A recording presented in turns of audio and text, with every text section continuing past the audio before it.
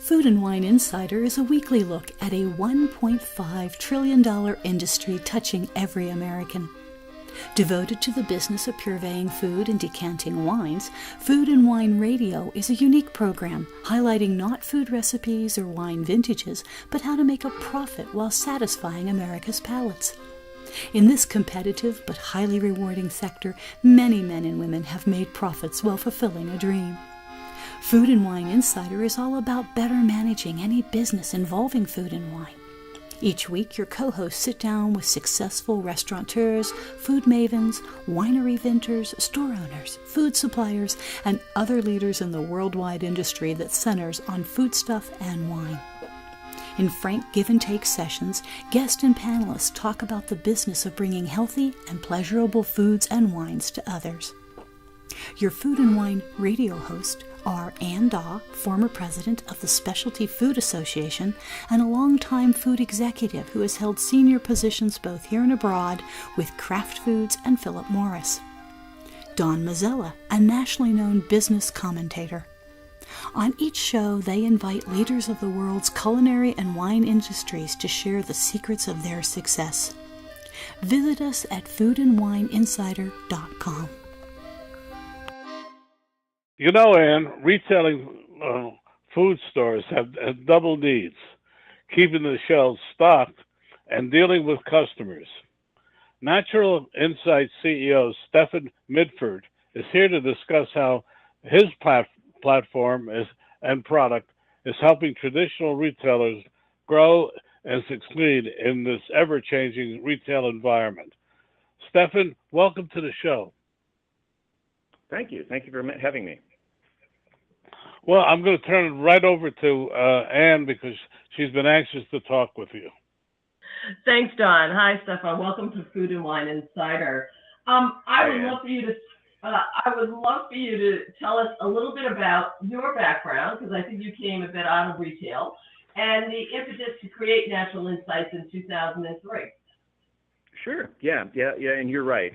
I'm a long-time retail person. I came out of actually the Sears Canada organization back in the day, working the retail floor and going through their management training programs. Spent a bunch of years with them, some years with Sears Roebuck, and then helped do a number of other things in the retail industry, launch a retail credit card and a number of other things. And one of the things that we saw was retailers tended to continue doing the same thing, whether it was identifying how to get staff into the store, the logistics programs, and so on. So with Natural Insight, what we wanted to do is try and find a better way for retailers to execute on the floor and to build relationships with their customers and build better relationships between the brand and the customer, importantly. Wonderful. And, I read in your background that retailers lose approximately $8.5 billion in sales, which is rather amazing, due to poor execution, and that the hourly turnover rate is 67%. How is it possible for retailers to get around this problem? Because it's immense. Yeah, it's always a challenge. It's such a huge industry that small percentages make a difference. And so, and we've all had this experience as consumers, right? We've walked into the store and the thing you're looking for that was advertised isn't on the shelf, or it's not marked with the right price, or you look for that sales associate and either you have a challenge finding one, or the one you find isn't knowledgeable about the product you're trying to acquire. So when retailers really are focused on trying to build those customer relationships, and we all know the companies that are succeeding at it really well, the Apples of the world, they've focused on really getting great relationships between their brand and the consumer and building an environment where you want to go into the store. How many of us go into an Apple store just because it was there, not because I was actually looking for something? No, I think that's a great point. With the growing online presence of products, even we now see food being able to be online, especially with the acquisition of Whole Foods by Amazon. What do retailers need to do in this kind of game-changing environment? We should never think of online as replacing what we do in retail. The reality is a huge percentage of retail is the experience of the consumer discovering new things, discovering a product, understanding the value behind a brand. Online is really great for commodities, and online tends to be the fallback when retail fails in the store. So if I can't find it in the store, then great, I'm going to go online and order it. But the reality is, if we've done a really good job of making sure I've got the right products on the shelf and I've got knowledgeable people that can talk to consumers, consumers actually would rather, and our surveys have shown, consumers would rather talk to a sales associate and would rather buy it in the store. Interesting. And talk a little bit about your program and what it does to get the consumers back in the door. Well, I think it's a couple of things. So, we all know that the core part of executing at retail is making sure you've got the right staff and you've got enough people to handle the consumers' questions when they're there, and you've got the right product on the shelf. And certainly there are lots of companies, logistics companies and scheduling companies that help with that. Where we focus is, great, you've got the staff in the store and maybe you've got the product on the shelf, but what are the staff doing, and are they really authentic ambassadors for what you do? Have you got somebody in the aisle that can talk about not just the fact that we've got some nice wine on the shelf, but that I love this new red that just came out, and somebody who comes across to the consumer as an enthusiast for the product you've got?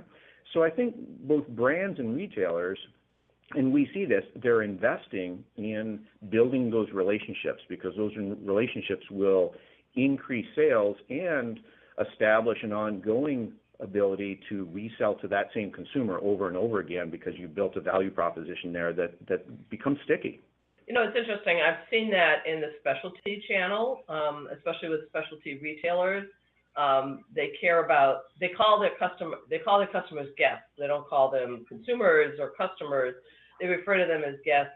They'll cut a peach, try this because it's really terrific. It's a brand new variety out of wherever. And they do it really well. And yet they tend to be sort of small, intimate stores. What I'm curious about is, how do you translate to much larger footprint stores in terms of that consumer relationship and that guest relationship? Yeah, and you actually probably do actually see that in some of the bigger stores, whether it's, at Costco on Saturday morning. We work with the team up in Canada at Loblaws and the team at Walmart Canada. We work with the team in Tesco in the United Kingdom. And it's those people that are standing in the aisle and cooking up the sausages on Saturday morning. And, I think we've all gone to Costco for breakfast on Saturday morning, right, and hit like 3 of those kiosks and grab some sausages.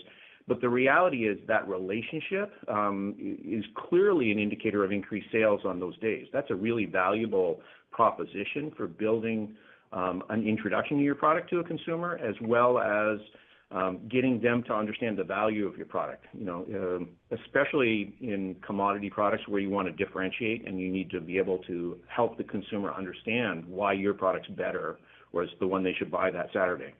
Let's talk about brands, since you've started mentioning that. What do you think the brand owners need to do a better job of in managing their relationship with the consumers, and how does your system sort of help achieve that success?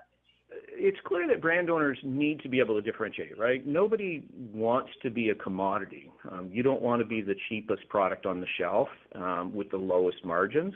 The reality is, the best businesses are the ones that can differentiate, can establish a product story and a differentiation and increase their margins on that product. But to do that, the investment, whether it's on behalf of the brand, investing in dollars to marketing to put somebody in the store to represent them, whether it's in trade credits going to the store so they can promote it and sign it and identify the differences. It really is what the consumer is looking for. And it's the difference between online and in-store, right? I can buy commodities online because I don't care.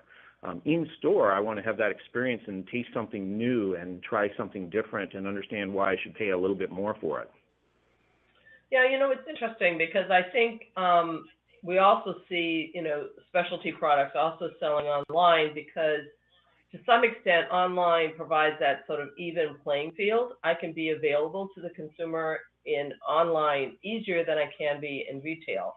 Because retail, there's slotting, there's, how do I get onto the shelf? There's, it's as though you're renting you're renting space. So it isn't necessarily easy for a brand owner, and how you create that experience may in fact be something that's a bit more on the social media side than it is necessarily on the physical side. Having said that, I mean, Starbucks is all about the experience,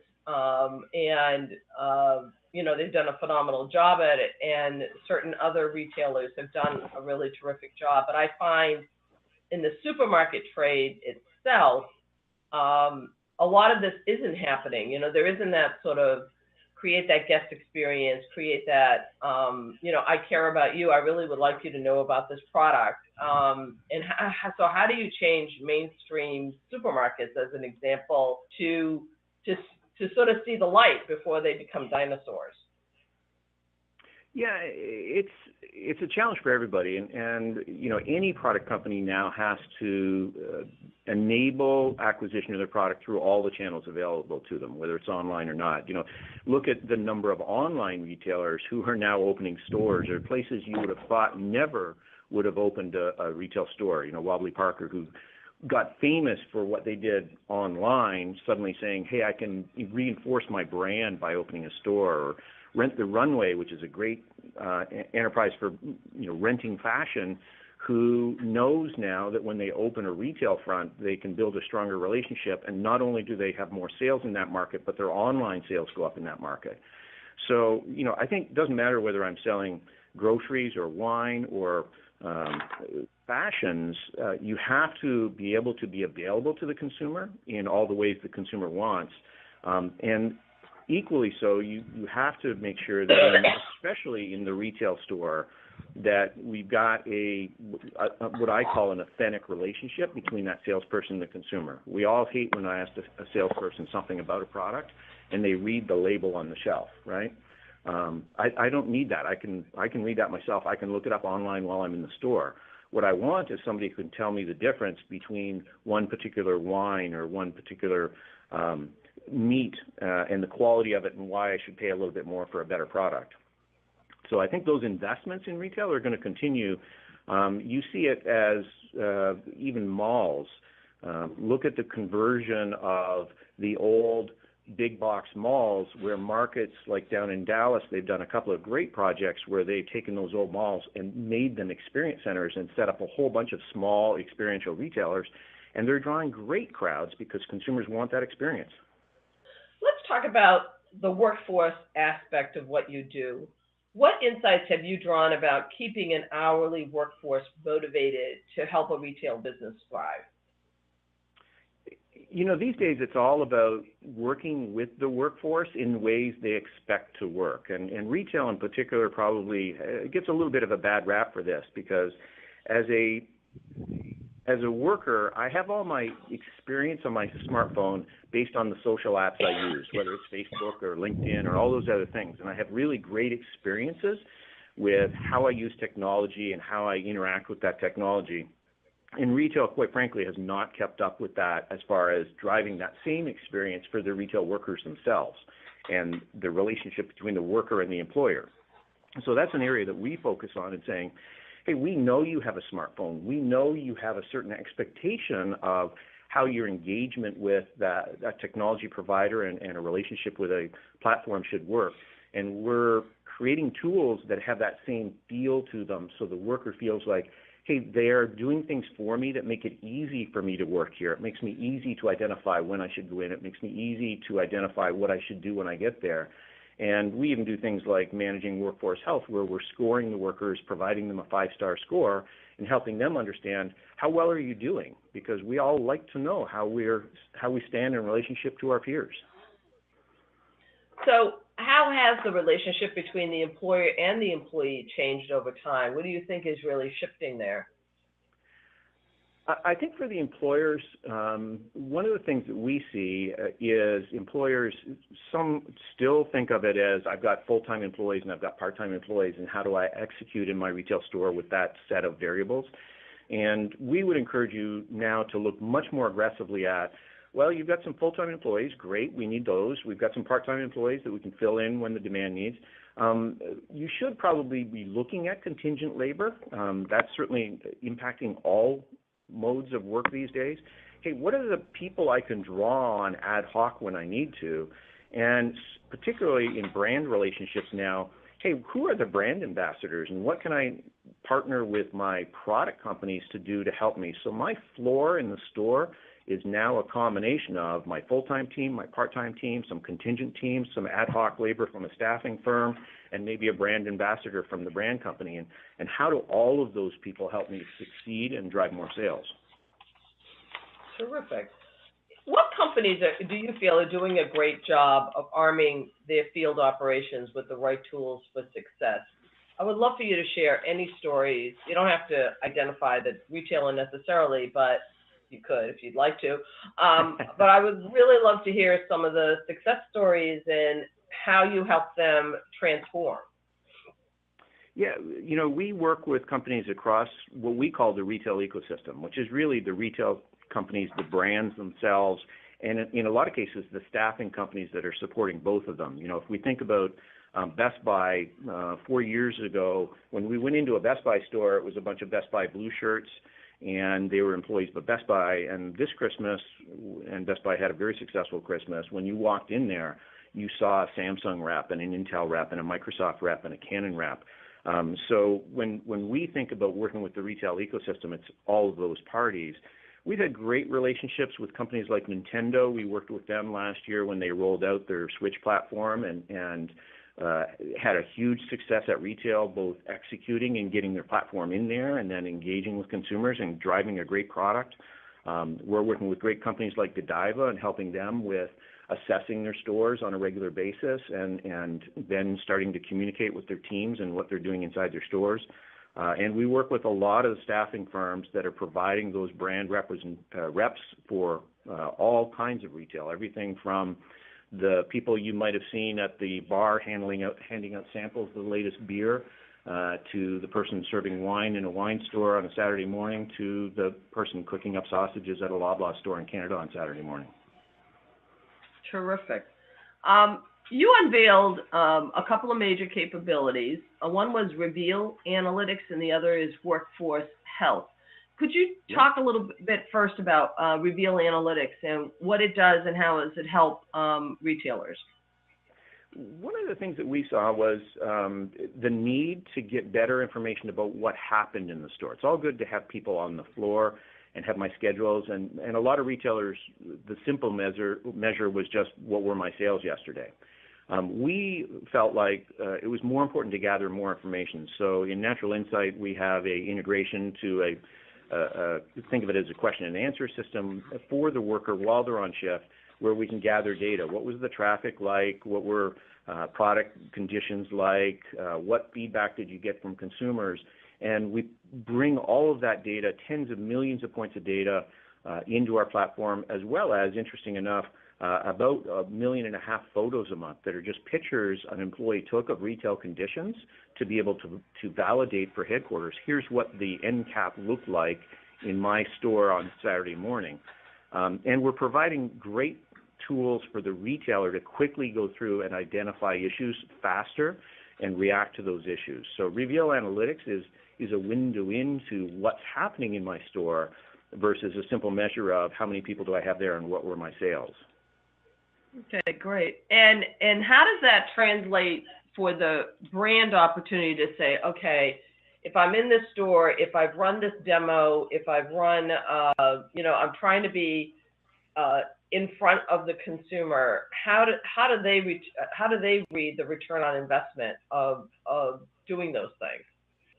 Yeah, it's generally two different things. One is feedback on their product, feedback maybe competitively. I'm sampling this product, and did you like it, yes or no? And what were the things you liked about it, what were the things you didn't like? You might get competitive intelligence out of that. Well, if you were going to switch to this product from another one, which product are you switching from? So I think the brands are doing a much better job through our platform of asking lots of questions and gathering the information that helps them drive their product's success. And then, the simple execution is really important. Just the things like, what was the display table setup like, and did somebody show up on time? Executing better can make a material difference. It can be 3 to 5% of retail sales just by making sure you execute well. Okay, awesome. And then workforce health. I think you were talking a little bit about that earlier.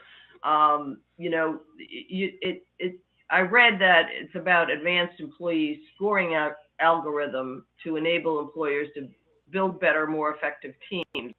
So how does that algorithm work? What is it that you're measuring? What we're doing is we're really looking at a number of data points. We measure about 25 data points for every worker every day. We analyze the last 90 days of that worker's history in our platform. And we're looking for things like, are they consistently coming in and looking for their shifts? Are they, if we offered them out shifts to work on Saturday, are they taking those shifts or are they declining them? If they took the shifts, did they show up on time? Did they fill out the surveys and the forms that we have and provide the feedback that we were looking for from that worker? So with any workforce, you know, what you find is, you know, 95% of your workforce are engaged. They want to be great workers. They want to support your brand and they want to do a good job. What we're trying to do is identify that 5% and help the retailer understand, here's the 5% you can do a better job with, you can work on improving. Either because we're not engaged with that worker, they're not coming in, they're not getting their shifts, they're not doing things, or they're not doing things at the store out during that day. So when we think about scoring employees, the reality is what we're trying to do is help the retailer focus on the employees that are going to make the difference, that maybe are at jeopardy for leaving, and see if we can save them faster, or maybe have a challenge with their job and some training and some other things would help them be more successful and enjoy that relationship better, and then reduce their turnover rates. Have you seen that? Have you, because the turnover rate is so high, have you seen a reduction in the turnover rates in the organizations you've worked with?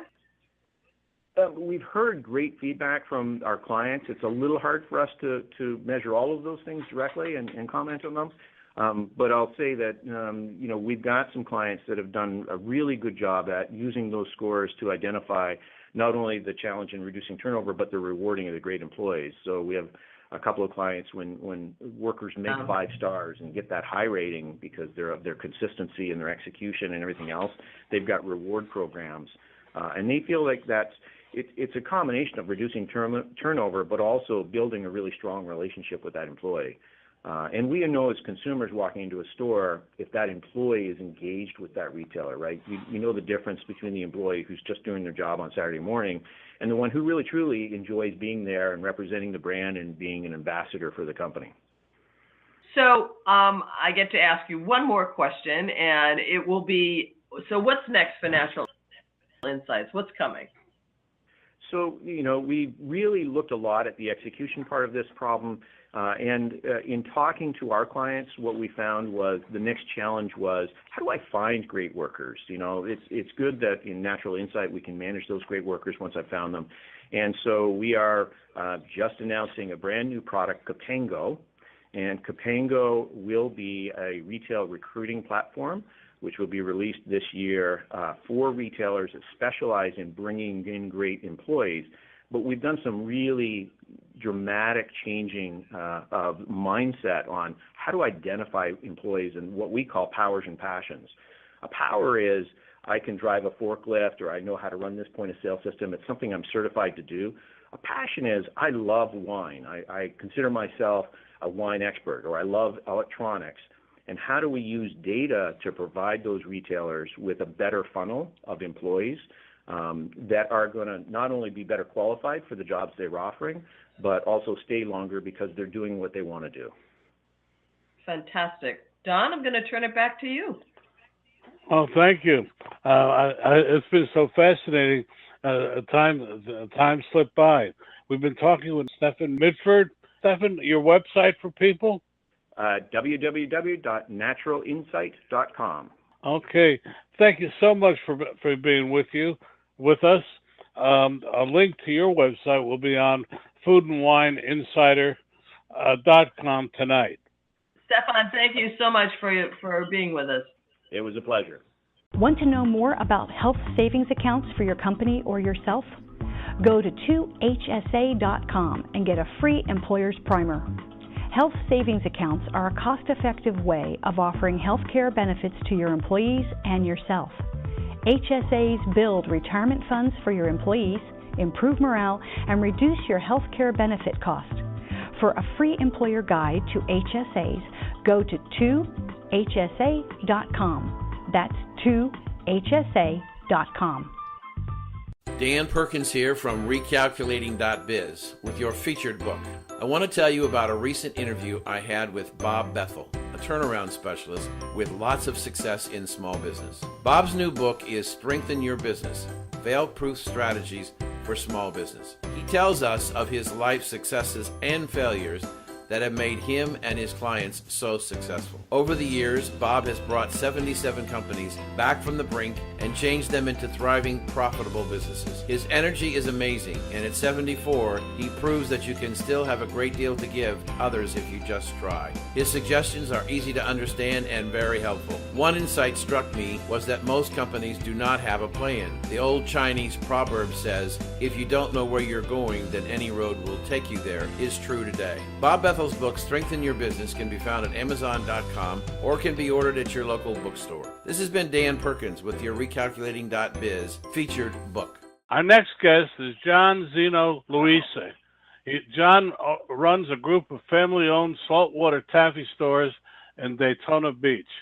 He has a very interesting story about expanding his sales to a broader confection market from a seasonal regional focus. John? Thank you all both so much. I appreciate you guys having me on today. You are listening to Ann Daw and Don Mazzella, and the program is Food and Wine Insider. If you have a question or know someone you think our listeners should hear, contact us at foodandwineinsider.com. Remember, our programs are heard every Wednesday and Saturday on this station via amfm247.com or on iHeartRadio, as well as Roku Television. You can listen to past shows at foodandwineinsider.com. Well, I'm going to turn it over immediately to Ann because she has some questions she really wants to ask you. Ann, it's all yours. Thank you, Don. John, Yasu, Tikanas. Yasu, how are you doing today? Kala. I'm Armenian, so Greeks are just like first cousins. So there we are. Absolutely. Yes. I believe you're third generation in the taffy and sweets business, but there's a fourth generation. Tell us a little bit about your family's history in taffy and in Daytona Beach. Sure. So when my great uncle moved here from Greece, he originally lived in Coney Island, New York. He learned to start making candies up there. And then on vacation one year in December, he came down to Daytona Beach, Florida. And it was 85 degrees on Christmas Day. He realized himself, I'm never going back to New York again. So he opened up a little shop here on the Boardwalk in Daytona. He opened that store in 1948. My father, who then came from Greece as well, took it over in 1963. And then I took it over in 2003. So we were just a little mom and pop candy shop, and we're still a mom and pop operation. But we went from the little store on the Boardwalk to we've got 4 stores now in the state of Florida, ranging from St. Augustine over to the West Coast by the St. Pete area. And in the last year or so, we've kind of gone from a retailer to a manufacturer wholesaler just because I was very content with the business we had at that little store on the Boardwalk. But with all the threats of hurricanes that come through every year, it seems like one good hurricane could clean us out. Now, we've been very fortunate so far to where we haven't had any catastrophic damage of any kind at all. But I needed to diversify. And so that's why we've gone into opening just a couple more stores to spread out through the state, as well as going into the manufacturing side of things. That's terrific. And yes, I think since you've taken over the business, you have expanded to 4 stores. You've gone from 3 to, I think, 25 employees. Talk about the challenges you have faced in expanding the business, because it's not easy. Once you have one store, it doesn't mean it's easy to have a second store. How right you are. So it's hard to duplicate the magic of the first store.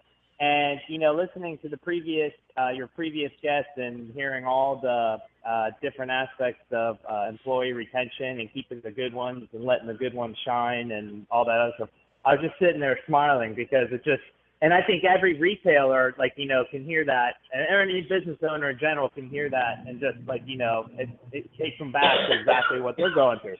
So as always, as before with the store, when it was just one, everyone that worked there was either a family member or a friend of a family member or a family friend. So it was very easy to keep employees and trust employees and let them, and allow them to work in the shop. Now, as we've grown, we've had to rely more on, people we've never met before, strangers that eventually we bring in to work with us. And, that is all in all a brand new headache as well, because you realize when you go to open a second store after running the first one, you can't be at both stores at the same time. So it's developing SOPs and making it so that anyone can come into the store and do exactly what it is that you want them to do, so that if you do a drive-by or stop by, you'd be very happy with how they're running the store itself. Fantastic. Taffy. Love Taffy. It's hard for me to imagine 101 flavors. The latest one, I think, was the pineapple upside-down cake. Where does your inspiration come from to create these new flavors? So when I took over in 2003, we had about 30 flavors of saltwater taffy. You had basically the traditional ones that I think you would find at most saltwater taffy shops or manufacturers. But in 2003, we started making ice cream for the stores as well. So when we started making the ice cream, we're making pistachio ice cream and chocolate chip cookie dough ice cream. I thought to myself, well, why can't you make those flavors in taffy too? They're so popular with the ice cream. I'm sure they'll transcend into the saltwater taffy production. So we started doing that, and what became 30 flavors became like 80 flavors within 1 year. And then I remember my dad panicking because he was like, what are you going to do with all these taffy flavors? And sure enough, we went from, I think, 10,000 pounds of taffy sold per year to about 35,000 that next year. So it's just by having more of a variety. And we like it at 101. 101 sounds good to me. It's 101 Dalmatians, Taffy 101. So it's like got everything, so what we do every year is we eliminate about 2 or 3 flavors and we introduce 2 to 3 flavors. So pineapple upside down cake was in fact our 101st flavor when we went up to 101. But this year we've introduced, we've got a mimosa taffy, a amaretto taffy, and there's one more that I can't think of right now, but I'll remember it, and orange pineapple. And we got an orange pineapple taffy as well. And I'm going to send you guys some to try as well, because I always tell everyone, taffy may have been invented in the Jersey Shore, but it was perfected on the world's most famous beach in Daytona. And our customers agree, and we do as well. Awesome. You mentioned earlier that you distribute to other stores and online. That's a totally different business. What's the challenges you face ensuring the quality of your product when it leaves your control?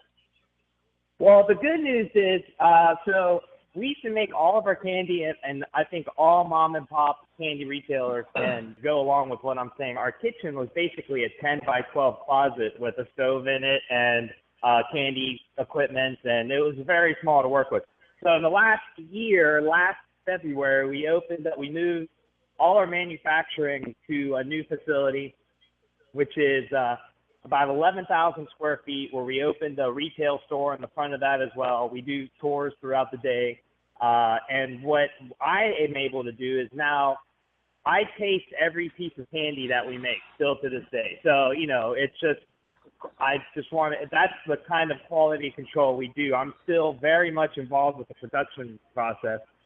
Making candy is my favorite thing to do. Going out and doing sales or anything financial or anything is not my forte. I've got family members and friends and consultants and employees that are fantastic at doing that. So I just focusing on making the best candy I can, and I let them run the other parts of business. Now, when training, but it's the same way with the stores too. We're making so much candy now. It used to be a one-man operation. It was just me doing everything for 7 months a year, working 16 hours a day. And then the other 4 months, which was like our 4 to 5 months, which was our slow season, that would be my time to relax, and we wouldn't be as busy.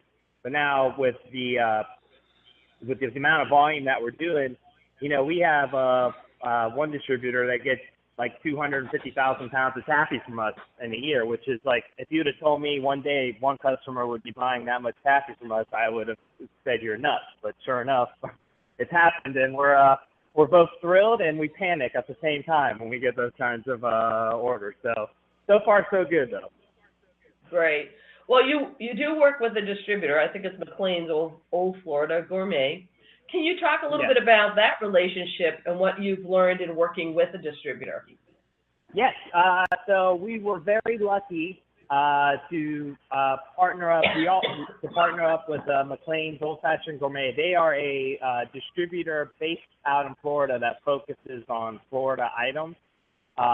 They, however, did just recently get bought out by Nassau Candy within the last year. Nassau Candy South down in, and they've kept us with them. So now we're part of the Nassau Candy team, which has been absolutely awesome because they have even a greater reach than McLean's did. But McLean was fantastic with letting Nassau know, because Nassau is a huge company, letting Nassau know that there's this great little candy company with a bunch of pretty nice people working over there, and they kept us along, and they sell our taffy to other stores across the country as well. Fantastic. So let's talk about taffy a little bit more. How long does it take to make a batch of taffy, and how many pieces come out of a batch? Got it. So we cook our taffy in 125-pound batches. We make other items as well, like fudge and caramels, but we make those in much smaller batches. For some reason, anything with butter or cream, we like to keep smaller batches, like 10 to 15 pounds. We just think it makes a better product. But for the taffy, the basic ingredients are glucose syrup, sugar, water, and powdered egg white. And what we do is we start cooking the taffy in 125-pound batches. We cook the taffy, and then we whip it. In the old days, my dad would use the traditional taffy puller that you guys would see, I'm sure, in many taffy shops all across the country, and especially in the northeast coast. But we whip our taffy in big Hobart mixers. This whipping process, and we haven't changed the ingredients at all, but this whipping process ensures a much better, a much stretchier, more flavorful piece of taffy, as well as holding the color better. So we whip the candy, we let the taffy cool off. The cooking and whipping process takes about an hour and a half per batch. But what you do is you start the first one, and then you're starting the second one right away. So you're basically got a new taffy every half hour once you've done that first one. But you cook it, and we then let it cool off for about 24 to 48 hours. And then we wrap it about 48 hours later into little pieces. There's about 65 to 70 pieces in the pound. So 70 pieces times 125 pounds, that's how many pieces we get in a batch. And I'm kind of smart, but I'm not bright enough to do that kind of math in my head right now. And then we bag it and sort it the next day into cases of 24 pounds, 6 bags weighing 4 pounds each. So the whole process from start to finish is about 4 days. Wow, amazing. But you also, you mentioned earlier, you also have ice cream and you have other sweets. Talk a little bit about those products. Sure. So we have about 31 flavors of fudge. We make all our flavors from scratch using milk and butter and all the good stuff that you're not supposed to eat, but we use it anyways. And then we make ice cream as well. Ice cream's still the one thing that I voluntarily eat about 2 scoops every day. Like all the other stuff, I enjoy it and I taste it to eat it, but ice cream is the one day I just can't help myself. So it's the most of all the equipment that we have and all the things we do. Ice cream is by far the most fun and least amount of headaches of everything we do, until you get a hurricane or you lose power and you don't have a backup generator to keep your 400 boxes of ice cream from melting. So that's the one downfall. But for the most part, when you compare it to the taffy equipment and all the headaches from the taffy machine, you realize how much I like doing ice cream. I'm with you there. I love ice cream. I could I hear you.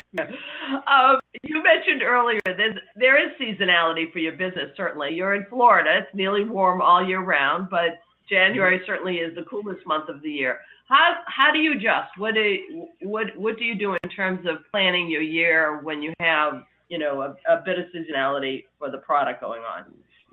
So back in the day, my parents actually used to close the store for about 3 months. So, I think the west coast of Florida, for the most part, they tend to be busier in the winter months, whereas Daytona is definitely a spring break, summertime type of crowd.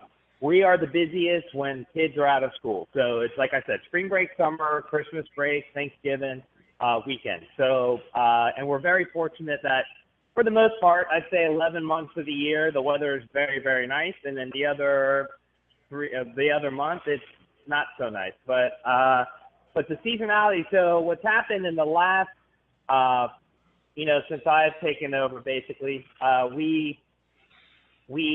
my parents used to close. We stay open, and it's worth it to stay open still. So, and most of our employees throughout the summer, especially in the store part of things, are kids in high school looking for their first job. So once school starts, we lose them, but the business is down, so that's okay too. And we've been very fortunate that throughout the years, we've had kids that worked for me and worked for my parents that started off as freshmen in high school and made it all the way to, seniors in college. We've got a deputy district attorney that's worked for us. We've got a CEO of $1 billion business that worked for us in high school 40, 50 years ago for my dad. So we've got all ranges of people that have been through these doors, and I think most of them will tell you this was still the greatest job they ever had. So it's a very family-friendly environment, and keeping up with the seasonality is definitely a headache, but thanks to the manufacturing side of things and having, distribution all over the country, it's kept our manufacturing guys busy throughout the year, because while we may be slow down here in Florida for December, but in the Northwest, Christmas and Valentine's Day are very busy candy events. So we're able to stay pretty busy making candy throughout the year, that's for sure. Fantastic. For you, what's been your biggest learning experience in running a family business that started in 1948, which is really fantastic?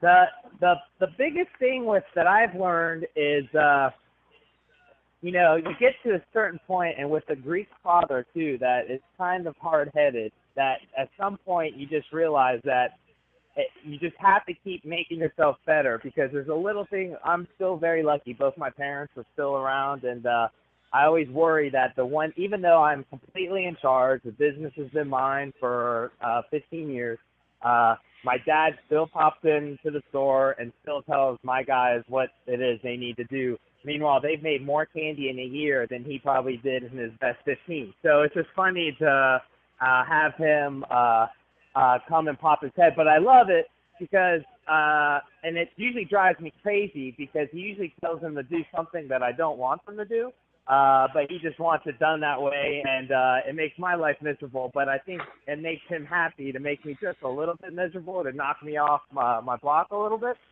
So all in all, that the biggest headaches with the family is actually the family stuff. It's the best thing and it's the worst thing. I think anyone that's worked in a family-owned business, while the level of trust, for the most part, is with us, it always is, but the level of trust is always there. You've got people there that aren't going to do wrong by the business itself, but the actual dynamic of working together with someone that you're just so close with can be very, it's just aggravating, because it's just, anything you take from home. If I got grounded in high school, guess what? When I showed up to work, I'd be upset, that I got grounded, and my dad would, hear it when I was at work. But, but at the same time, I'm very fortunate. My wife and I still work together, and we're one of the few rare exceptions of people that actually enjoy spending our time together at the work, because I know she's smarter than me, and I'll let her be in charge. So, it's amazing how little we argue, because I'll just defer to her judgment the entire time. Are your children involved, and what is your plan? Are you going to let them run it in 23, or because I noticed that you kind of make a change on the third year of the. What's your plan? I man? agree. We, it's funny you say that. So along with the hurricanes, the one main reason for where I'm trying to grow the company is I have two sons. I've got the youngest one who's CJ, he's 5, and I've got the oldest one named Zeno, who is 9, obviously named after my father, or the business named after.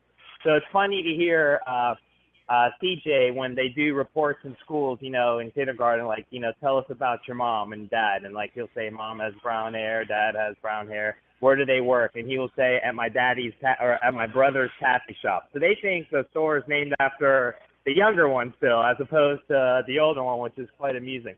But the reason why I want to grow it is, we're a family-owned business, and I tell everyone, if my kids want to get involved, that is the plan, because I want to grow it big enough to where both of them can join in one day, and they can both make a living on it and be happy and do whatever they want to do. But I want them to want to do it. I don't want them to be here just because they have to be.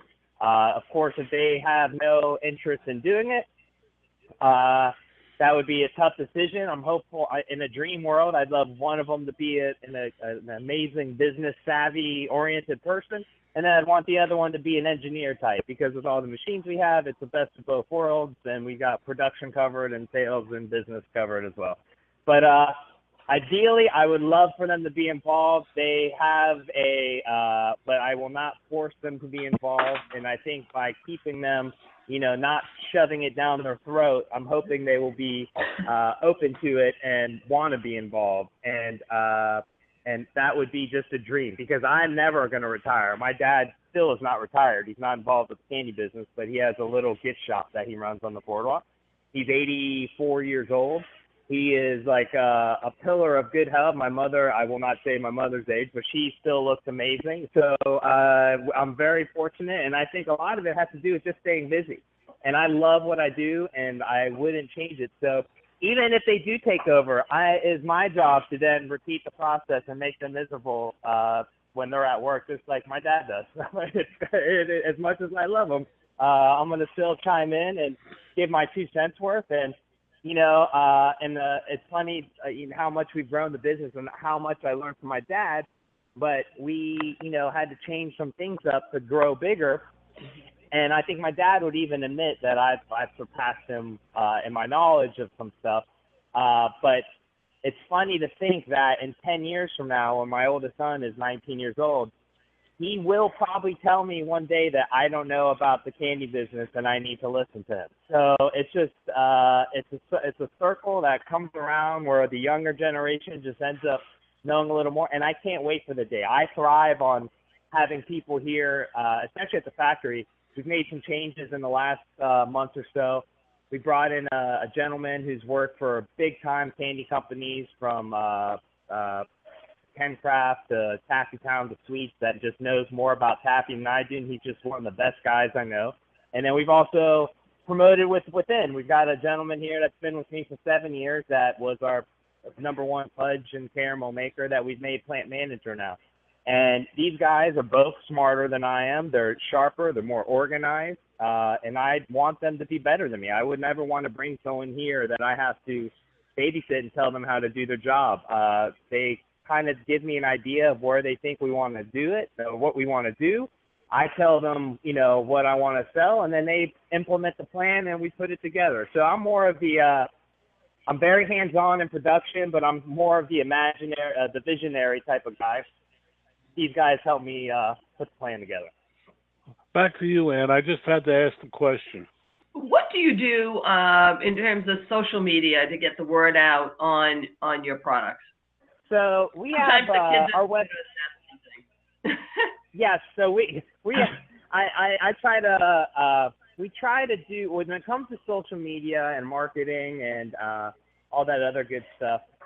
We have a girl, I should say woman now, but I used to babysit her when she was little. But Logan has been with this company since she's one of those people. She's been with us since she was a freshman in high school, worked with us all through college, moved to Chicago, worked for a PR agency, was very successful there. But it came to the point where I needed kind of like a office manager / marketing guru that like can kind of fit all the like specific things that I need. And I know she loves this company, and I knew she loves the product itself.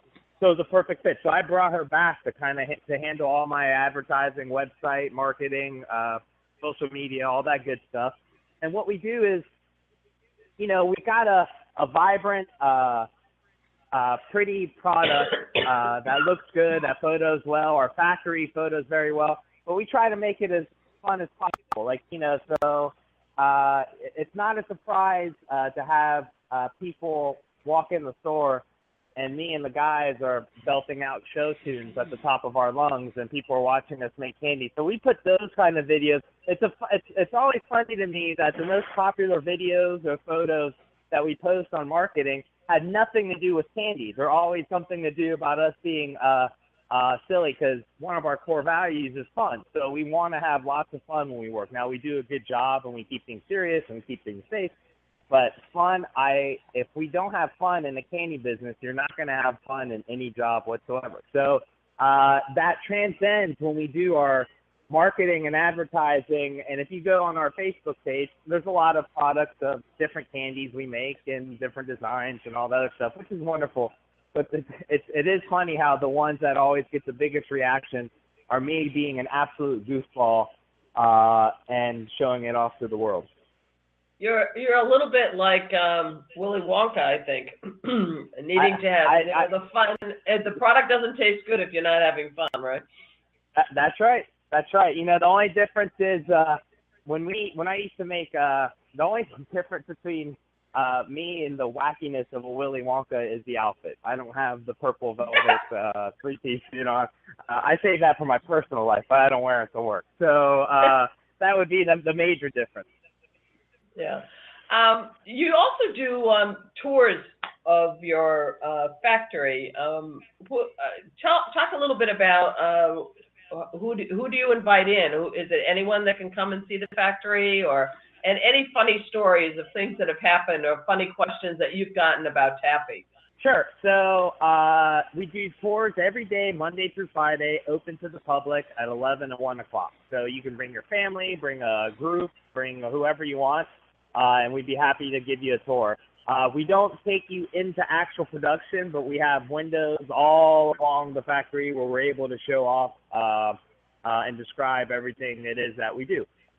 We also do private tours, so if you can't be here at 11 or 1 and you've got, for example, a Boy Scout group and you want to come at 5, we make those arrangements to make sure we're making candy at those times, and then that someone here is, in fact, to give a tour. Now, the craziest question I've ever had, but not even tour-related, is just when we're just a single store. Y'all are familiar with taffy pullers, correct? Like the ones in the front of the window or the machines that pull the saltwater taffy? I've been asked before if that's ice cream. And ice cream pulling on its puller, and when it's 95 degrees outside. Now, it's comfortably cool in the store at about 70, but when I heard that question one time, is that ice cream, I just said yes, because I was like, that's the greatest question I've ever heard.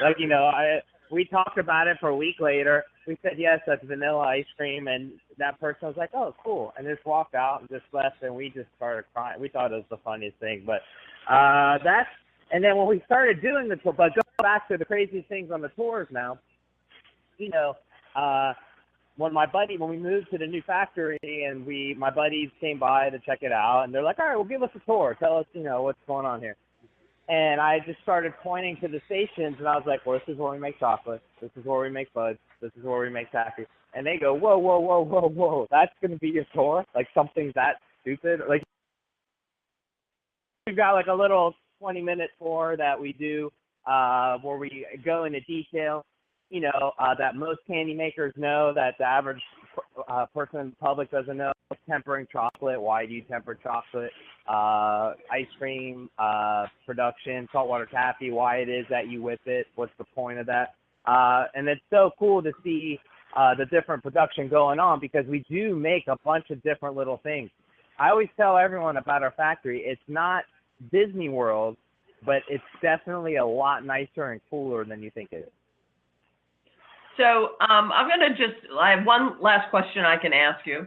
And it a little bit builds on Don's question. What's the legacy that you feel that you will pass down to your sons? Well, it's funny that you said legacy, because that's one of our core values are legacy, family, and fun.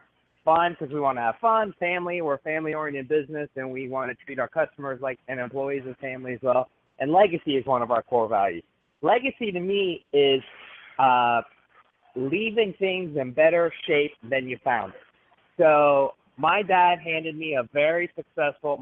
mom handed me a very successful business to take over. All I had to do was just hold on to the wheel and drive straight, and everything would be great. I've been very fortunate with their help and their expertise, where I've been able to, and the expertise and help of all my coworkers and family and friends, that we've been able to grow this business together.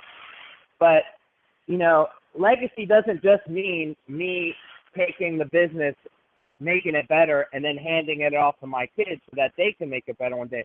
It starts at the top and goes all the way to the bottom. So we're very, encouraging when, if you're working a particular station and you're making candy in this area, leave that area better than you found it.